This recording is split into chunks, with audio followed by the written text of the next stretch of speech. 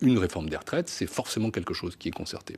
Une réforme des retraites, c'est forcément quelque chose qui fait l'objet d'un diagnostic partagé. Et une réforme des retraites, nous pensons justement qu'elle doit prendre en compte ces questions d'équité et qu'elle doit être aussi suffisamment étalée dans le temps pour être acceptable. Ça veut dire c'est pas pour les mois qui viennent. Non, encore une fois... le calendrier que vous venez de fixer, on se dit qu'on aura du mal à le faire tenir dans les 10 mois qui nous séparent, sachant qu'on va être en campagne assez rapidement. Pour le coup, je ne suis dans le secret d'aucun dieu. Vous en avez parlé avec Emmanuel Macron hier de cette réforme des retraites ? J'ai parlé du rapport dans son intégralité avec Emmanuel Macron. Il a semblé intéressé par ces points.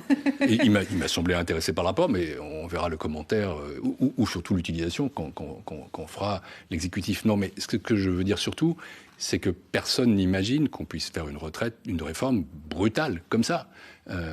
Non. Donc il y a forcément une part de concertation. Brutale, vous dites ? On ne peut pas faire une réforme sans concerter. On ne peut pas faire une réforme brutale comme ça. On ne peut pas faire une réforme sans concerter. Oui. Personne mais ce sera brutal au final. Non. J'ai dit on ne peut pas faire une réforme brutale sur ce sujet-là. J'avais oublié la virgule. Non, la virgule compte toujours. Vous savez, un magistrat à la Cour des comptes met les virgules.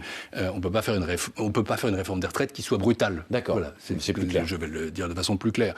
Et on Vous pensez qu'un président ou une présidente de la République... On ne peut pas la décréter. Et je crois que Emmanuel Macron, comme tout le monde, est persuadé que s'il y a, et au moment où il le faudrait, une réforme des retraites. D'ailleurs, Laurent Berger lui-même dit que c'est un des enjeux de la campagne de 2022, que ce soit avant ou après, il y a forcément une part de concertation, forcément.